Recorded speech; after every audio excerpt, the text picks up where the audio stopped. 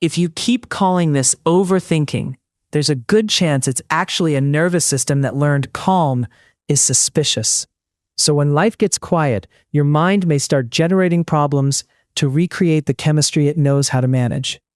Most people read this as negativity, self-sabotage, or a bad attitude. That reading makes sense. From the outside, it can look like you refuse peace, pick fights with your own life, or keep poking at what was finally stable. Then, shame gets added on top. You tell yourself you should be grateful, more mature, less reactive. But shame rarely settles a keyed-up system. It usually gives the mind one more problem to solve, which means the cycle gets to keep going. Research on interoception helps here. Interoception is how your brain reads signals from inside your body. When your system has spent years organized around activation, stillness can register as unfamiliar data. Unfamiliar often gets interpreted as unsafe before it gets interpreted accurately. Stephen Porges' polyvagal theory also matters. Your body is always making rapid guesses about safety, connection, and threat. Those guesses are shaped by history. So if mobilization was the state that kept you prepared, your system may return there automatically. Elaine Aron's work on high-sensitivity processing adds another layer. Some people register subtleties more deeply and link them faster. In a strained system, that depth can become relentless pattern detection. Your nervous system is making sense even when your life doesn't. So the mechanism is simple, even if the experience feels confusing. Calm lowers stimulation. Lower stimulation creates space. Your brain goes looking for the missing signal it associates with vigilance. If it cannot find one, it may create one. That created problem can look very convincing. A text sounds colder than it is. A quiet partner feels emotionally distant. A good week at work suddenly seems like the moment everything will collapse. The content changes, the chemistry underneath stays familiar. Over time, the body starts rewarding prediction more than peace. Even an imagined one, you regain a sense of orientation. Uncertainty shrinks. Control feels closer. Right, the cost is that your system stays bonded to activation. This is why resolution can feel oddly disappointing. You get the apology, the reassurance, the answer, the green light. Relief comes for a minute. Then your mind starts scanning again. The nervous system was attached less to the problem than to the state. This often shows up after a project finally settles. Instead of feeling proud, you suddenly fixate on one sentence in an email, one small delay, one imagined mistake. A calm afternoon at your desk starts to feel like a trapdoor. In intimate relationships, peace can trigger suspicion. A partner becomes more consistent, less chaotic, more available. Instead of relaxing, you feel restless. You start checking tone, timing, wording. Part of you trusts the care. Another part keeps waiting for impact. In family systems, an ordinary visit can leave you spinning for hours. Nobody said anything openly hostile. Still, your body keeps replaying tiny cues, trying to identify the hidden tension first. Old roles teach your system that neutrality is often camouflage. Friendships carry it too. You send a message, get a brief response, and your mind drafts 6 interpretations before dinner. Then comes the apology spiral.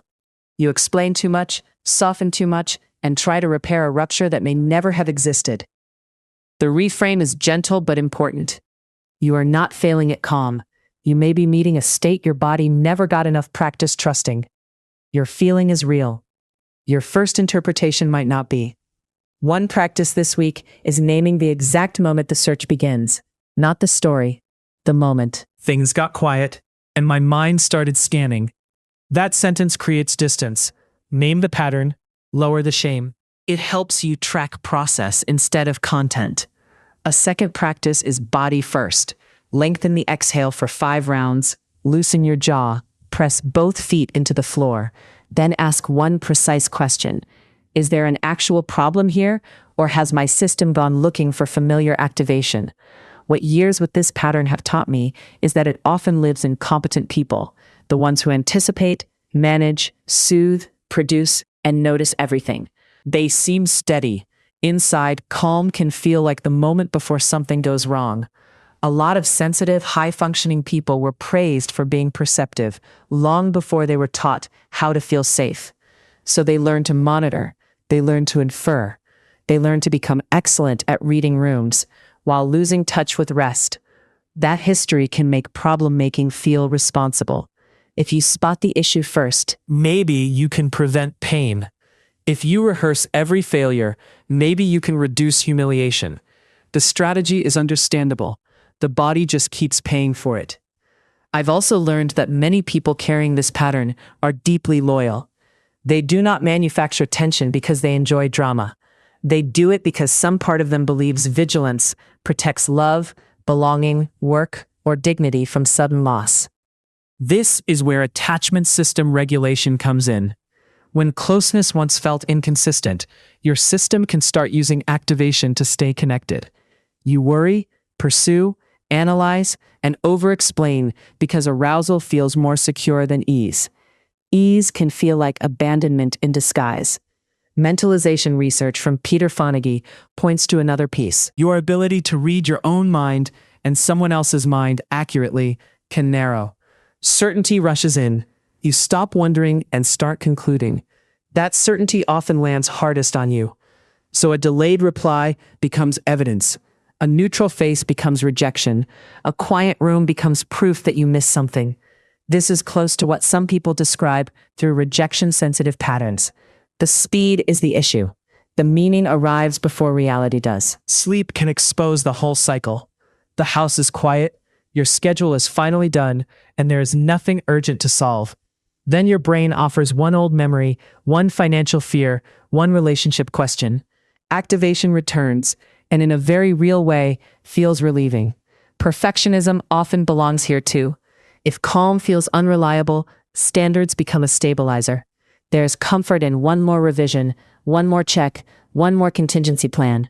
The task is exhausting, but the activation feels familiar enough to masquerade as competence. None of this means you should ignore real problems. It means sequence matters. Regulate first, interpret second, decide third. When your body is less mobilized, your conclusions become cleaner. Some concerns stay. Many dissolve because they were state-driven, not evidence-driven. I've learned to respect the intelligence inside the pattern without obeying it. The scanning once protected something important. It may have helped you survive chaos, mixed signals, or chronic unpredictability. Gratitude for that adaptation makes change easier than contempt ever does. Change usually looks ordinary. You notice the urge to check again and wait 90 seconds. You feel the spike after a kind message and do not interrogate it. You let a peaceful evening remain uneventful. Small repetitions teach the body a new baseline. Calm stops feeling empty and starts feeling legible. Your attention loosens. Your relationships get less crowded by imagined emergencies. Your work gets less fueled by fear. You still care deeply. You just don't need a problem every hour to feel oriented. Take a breath, name the pattern, and I'll see you in the next one. Which one of these landed too close to home?